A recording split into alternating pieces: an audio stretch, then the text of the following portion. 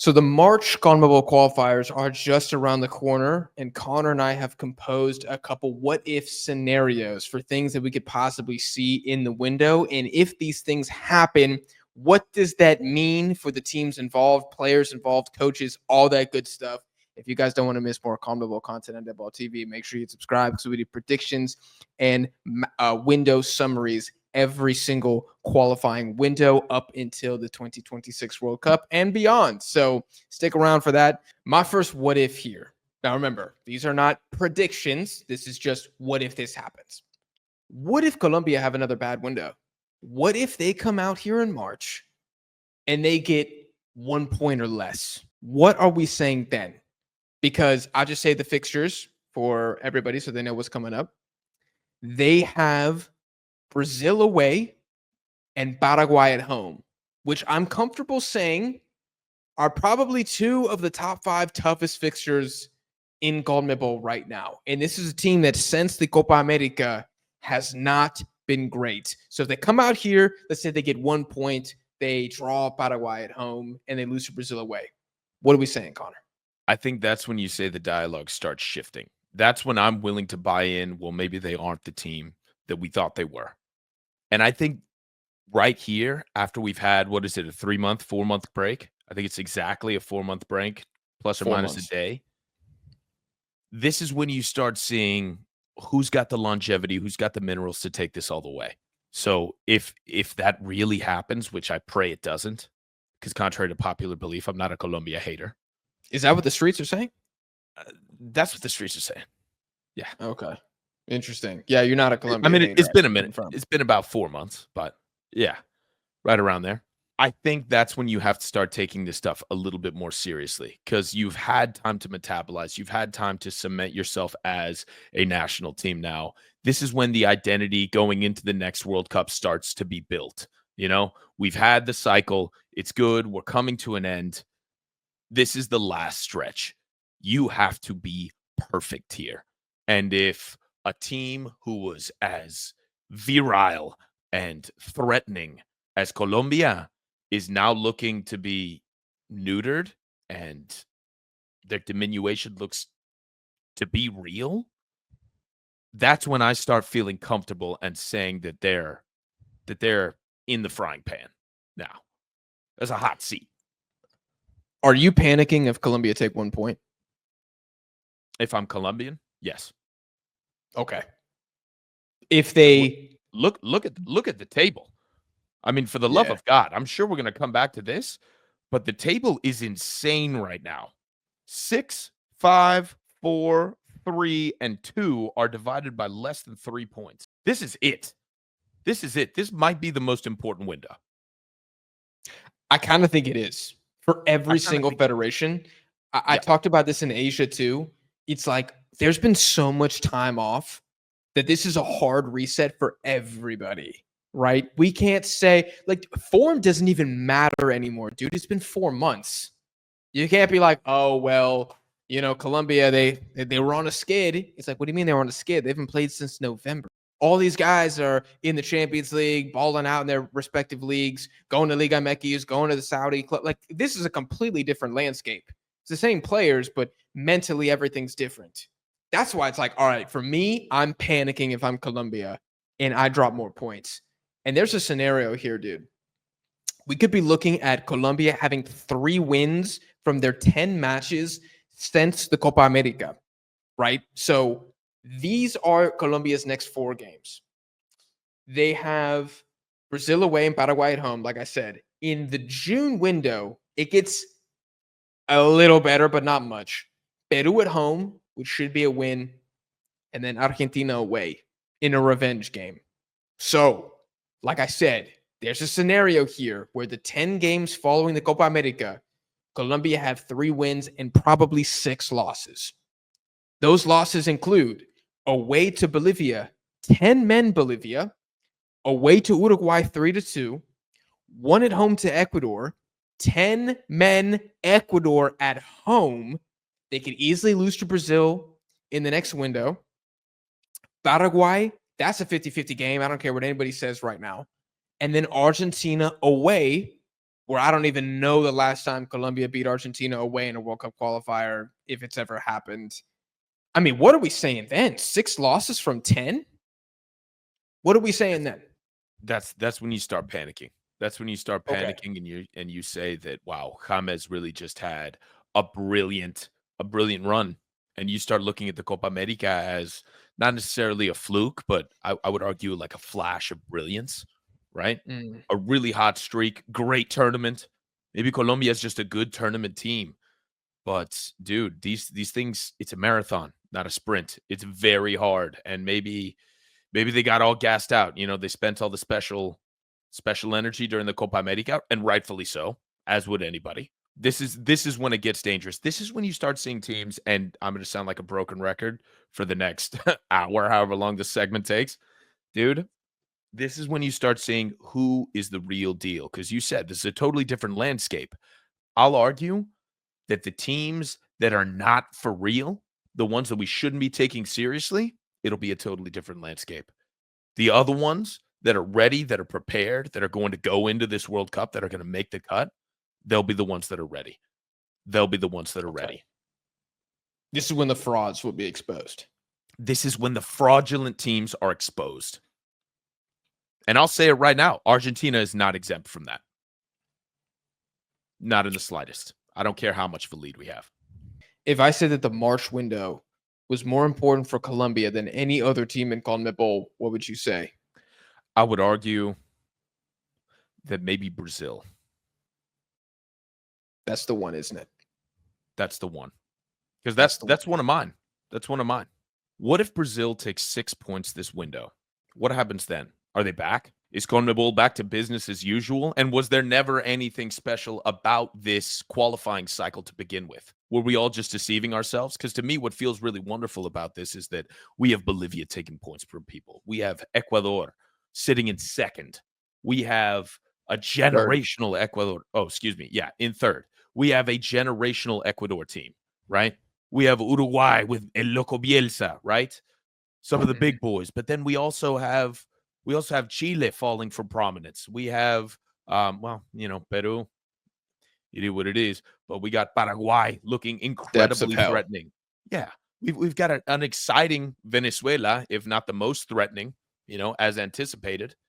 They're not. We have a Bolivia winning games away from home. Oh, get ready. Get ready. We got that one in the chamber because this is a crapshoot. We don't know what's going to happen here. What do you think if Brazil beats Argentina this window and they take 6 overall with that win against Argentina? What do you think? Do we take them seriously?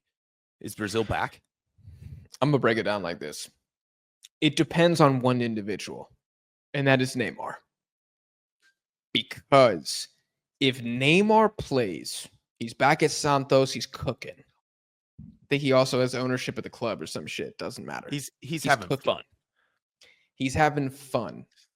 If Neymar comes back and Brazil beat Colombia and Argentina and they take 6 points, his stock, massive blow up. And you know what stock down at the same effing time? Vinicius Jr. Vinicius, yep. I was going to say.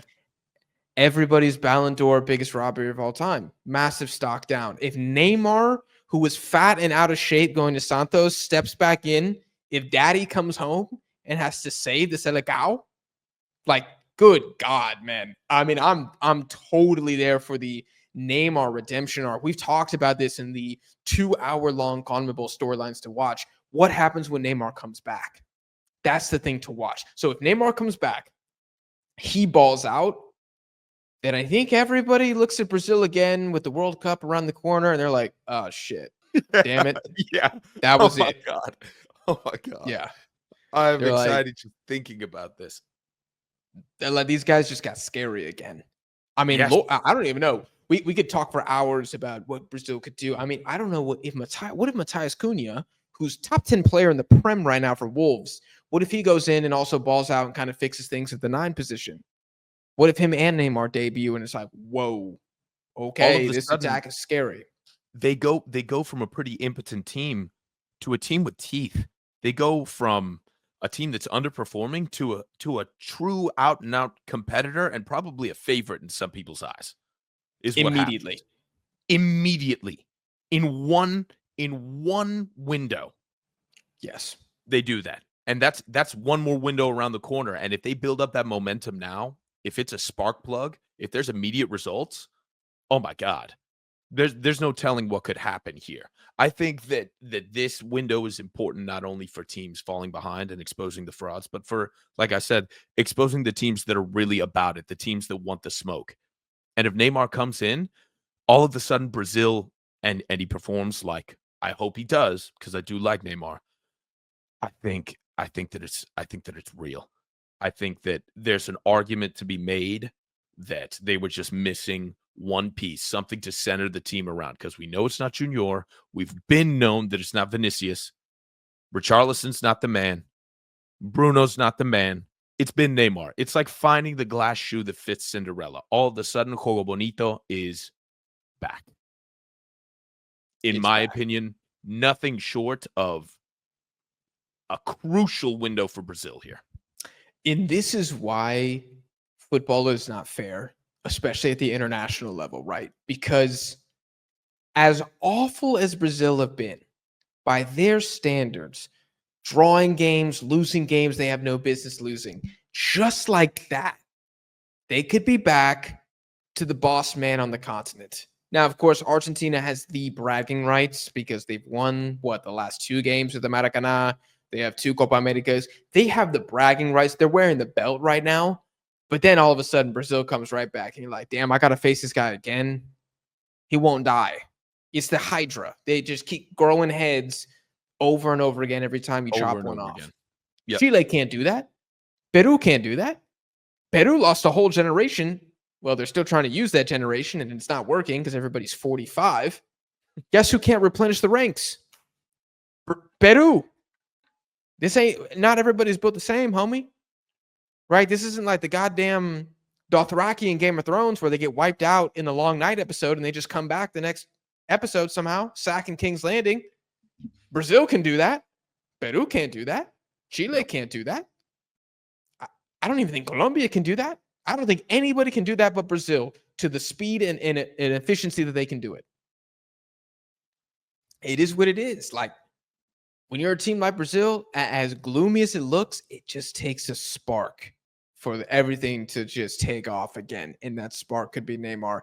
And if they beat Argentina away in the next window, which I don't think they've beaten Argentina away since 2009, at least in a competitive match.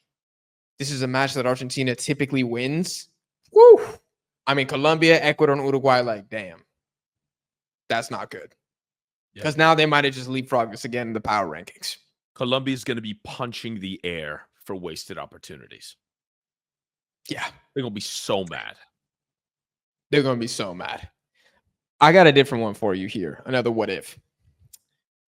What if Chile somehow get back in the conversation?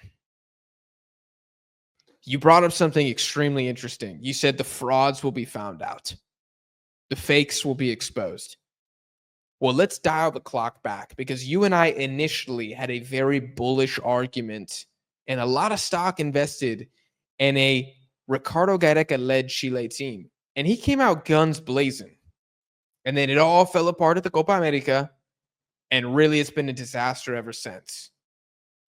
But if we are treating this 4-month break as a true reset, and we were even remotely correct in our initial hypothesis, maybe we see something from Chile.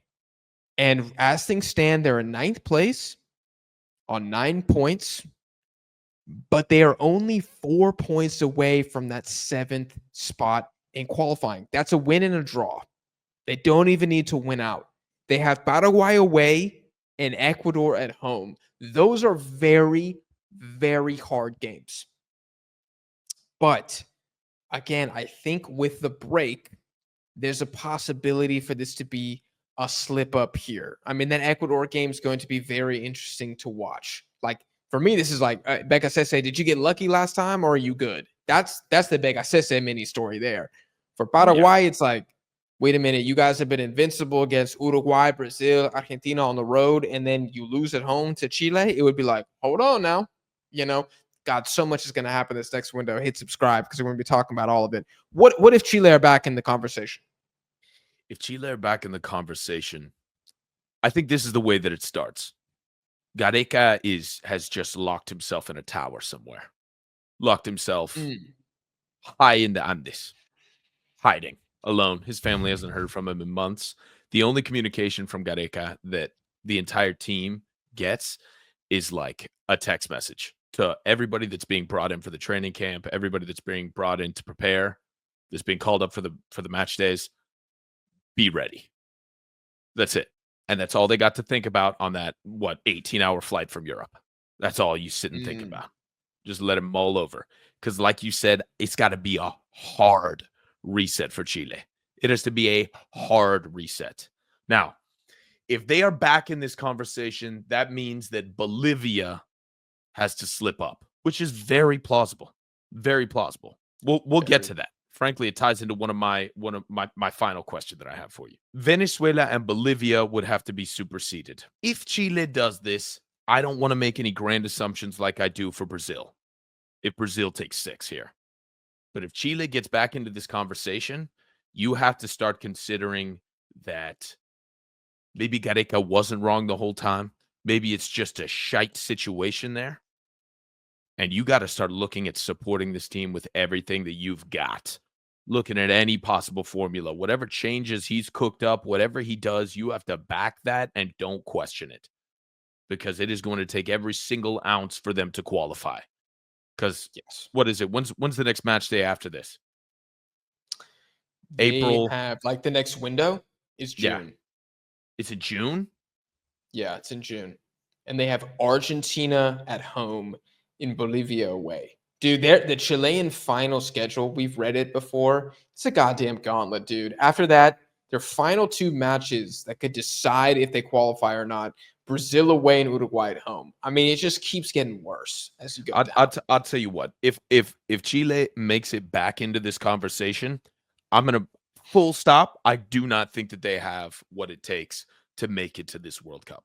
I think if they do well now, they'll fumble it somewhere else. They'll show a sign of life from here to the end. Gareca's too good of a coach to not. They'll get a result somewhere along the lines, and everybody's going to be like, whoa, didn't see that coming. But I don't think they've got the legs for this. I'll tell you right now, the showings that I saw earlier on, unless they bring in a whole new squad and we start seeing some like genuine like turmoil there, I don't think it's happening. I genuinely do not. I also am not predicting that this happens, but I think if it did, it would be one of the most impressive achievements Gareca's ever had with a national team because, man, the players just ain't there for this Chile squad. Like, they're better than they've been playing. That's the thing. They're better than they've been playing. But the only way that they get back in the conversation, Venezuela keeps crapping the bed. Bolivia falls off. Peru stay Peru. And one of these big teams I got to play, I mean, I don't know. They play, Brazil away in the second to last match. Maybe Brazil's already qualified and they say, throw out the U23 team. You know, maybe Uruguay on the final day, they're qualified. Bielsa says, I'm going to play all domestic players because, he does weird-ass stuff like that. And maybe Chile can take points there. That's really the only way and they have to be perfect. Chile has to be perfect. Perfect. Okay. Who is more likely to bounce back after this long delay that we've had? Bolivia, Venezuela, or Chile? A better question is, which one of those 3 teams starts to cook again? I want it to be Bolivia, but I'm going to say Venezuela. Venezuela has always had that like rough edge of unpredictability that I've never really been able to put a feeler on, that I've never really been able to quantify. So if there was anybody to surprise me, I think it'd be Venezuela. Because I could totally see myself making a call right here, and then they play these next 2 matches, and I'm like, all right, I'm back to not knowing what the hell's going on. Yeah.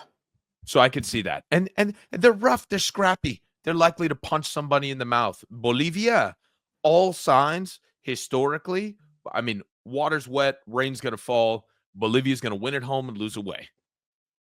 Yeah. And that's going to be the thing. Is do Venezuela and Chile win at home? Because they haven't Yeah. been winning at home. So they got to pick it up. They really got to pick it up. You say you got another one? I do got another one for you. While we're talking about these teams at the bottom, what if Bolivia beat Uruguay but lose to Peru? Oh. Is Uruguay at home? Hold on. It is at home. I can just had confirm this, it's yeah. at home. If they beat Uruguay at home and Okay. lose to Peru away, what does that mean? What happens? Does that change anything? Are they still home merchants, or does beating a team in second place really get you clout? Do we take them seriously? It means they are the biggest home merchants in football, which we already knew. We already And knew. it means they got a foot in the door now for qualifying. Okay. If they pick up 3 points per window, they're going to qualify. That's a qualification right there. What about vice versa? And I'm going to pose even after this, what if they take 6? What if they beat both of them? Is there a world in which we take this Bolivia team seriously? Yes, in that world is they get one more win and a draw away from home. That's when we take them seriously. We've spoken about this. This is a good Bolivian side coming up. Like they got some ballers, man. It's pretty cool to see. It's low key. It's like if you tapped into I don't even know, if you tapped into the Atlanta rap scene early, and then out of Yeah. nowhere you're like, "Oh my god, this is pretty solid." It's like the first guy to find out that FIFA had banging playlists. Mm. And then you're just like, "Dude, I've been Yeah. finding all these underground bands. Nobody's talking about them, but they're popping off. They're doing some really good stuff. And I'll tell you what, their concerts are cheap. Their concerts are cheap, but they're going to put on a damn good show. You want the hipster But pick? It's Bolivia. it is the hipster pick, which was Venezuela, but it has changed. Mm-hmm. The hipsters will not admit that, though. It's like admitting that Cleveland and Detroit have actually invested in their own infrastructure and they're becoming better cities. Right? But nobody knows that unless you go to like University of Michigan or Ohio State. Nobody else knows. Everybody else is too far away. Europeans don't know that Bolivia might be cooking up something. They're not talking about that in the streets of Cairo right now. No. Nobody knows. Everybody just knows, oh, Bolivia, those guys play in the mountains, right? That's all they know. Yeah. Oh, yes, they do play in the mountains. I saw an mountains. Instagram thing. Yeah, they have the highest stadium, right? Yeah. Yeah. Yeah. But that's what I'm saying. They start coming down to the lowlands and getting more points. That's a problem. That's a problem. That's a problem. And it's history for Bolivia. I would love to know the most points Bolivia have ever gotten away from home in a qualifying cycle. It can't be more than 6. It cannot be more than 6. 2 wins away in a cycle. I don't know if they've ever done that. I think Somebody's they gonna have to could let us know in the comments. yeah, somebody let us know. 9 is unreasonable. That to me I couldn't believe. But 6 I could see. Maybe once or twice. Yeah. 9 would be crazy. I'm gonna steal this last one from you because you sent it to me. What if Uruguay finish above Ecuador? Do we rate them as better than Ecuador? How would they fare in the World Cup? I'll put it this way. I don't think that Uruguay has the legs. I don't think they got for it. a World Cup? No. I think that they will qualify, right? I don't think that they have the gumption to stay above Ecuador for long. I think that there's too much turmoil, and unless we see unless Bielsa arrives at Montevideo with the mandate of heaven in his fist, they will not be able to unify in a way that will keep them above competent teams that I see as potentially growing, like the threat of Brazil is imminent, and Ecuador. Frankly, I rate them as much more consistent than Uruguay.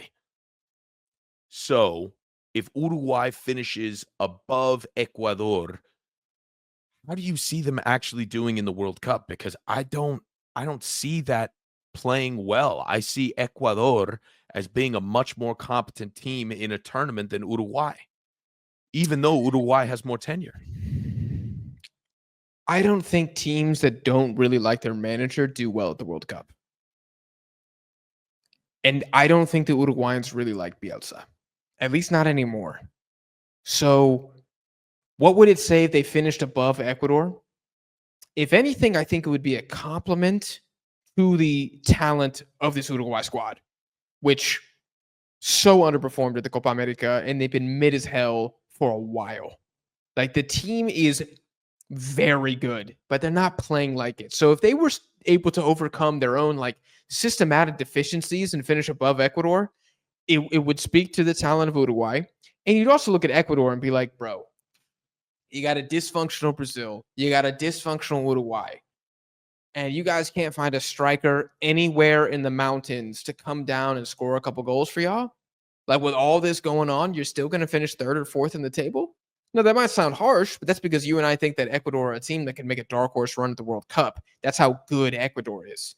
So I think you'd probably be looking at the Becasese appointment too and be like, all right, was this the right decision? I don't know. The real thing would be if Paraguay finished above Ecuador. Then it'd be like, oh my God, but I don't think that's going to happen. No.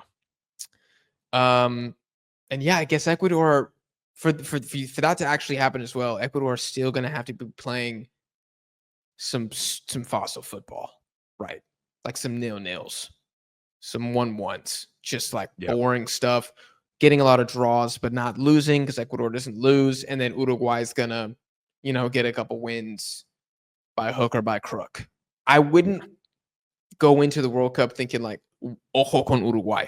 I wouldn't be saying that. I would be saying ojo con Ecuador.